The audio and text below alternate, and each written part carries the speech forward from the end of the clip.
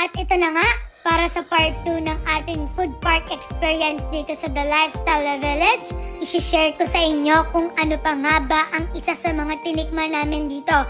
So again, may iba't ibang klase ng food dito, tulad ng Heat Stroke and Grill, Le Petit Parisien, Filipino Cuisine Fusion, Mexicalia at Wing Dynasty. At dito naman sa kabilang side, dito nyo makikita ang Sea Salt Bucket, T-Rex, 7,107 Halo-Halo Islands, Mio May, Kusina Ihaw Na, at kung mahilig ka sa yogurt, meron ditong kefir. This is the yogurt milk bar. At meron din tayo nito, hindi ko mabanggit kung Shulemyen, basta ayun yon.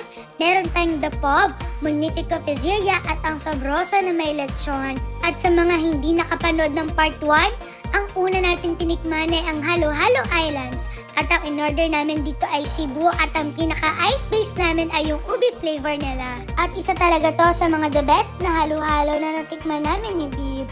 At syempre para sa part 2, eto na, itry natin ang Kusina Ihaw Na.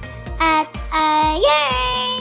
At from the word itself, syempre pag sinabing Kusina Ihaw Na, lahat ng binibenta nila dito ay inihaw. At kung isa ka sa katulad namin na sobrang hilig sa mga Pinoy ihaw-ihaw, wag na wag mong kakalimutan na itry ang mga binibenta nila dito. Ito nga pala ang menu nila, i-post nyo na lang. At guys, yes, nag-o-offer sila ng mga rice meal, mga bottle fight, pwede rin naman ang a la carte. Nag-o-offer sila ng iba't ibang klase ng inihaw, tulad ng chicken, tilapia, hotdogs, barbecue. Meron din ditong tenga ng baboy, isaw ng baboy, at syempre ang hindi mawawala ang isaw ng manok. At syempre, eto na, nandito na ang order natin.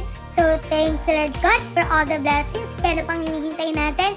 Tara na, tikman na natin! Oops, disclaimer lang ha, baka sabihin nyo sunog yung mga inihaw nila. Pero to be honest, nag-request po kami ng ganyang klase ng inihaw. Kasi kung hindi nyo po alam, ganyan po talaga yung gusto namin ni Bib sa mga inihaw, yung tostado na. Pagdating dito sa manok isaw, nagustuhan namin ni Bib ang pagkakaluto nila. Kasi naman wala siyang kalansa-lansa at yes, mas sumasarap to pag merong suka. At sabi nga ni Bib, panalo, hindi mo daw malalasahan ang pait ng pinaka-isaw nila. Isunod naman natin ang isaw ng baboy. Pagdating sa isaw ng baboy, napakalambot, well marinated at yes, hindi rin po siya malansa, kaya naman plus factor sa amin yon. At dahil nga nag-request kami na tostado ang isaw, ang best part nito yung pinakagilid niya, crispy. O diba, crispy outside pero pagdating sa loob, napakalambot, kaya naman 10 out of 10 para sa amin. At ang save the best for last, syempre ang kanilang barbecue. Pagdating dito sa barbecue, napaka-tender at well marinated.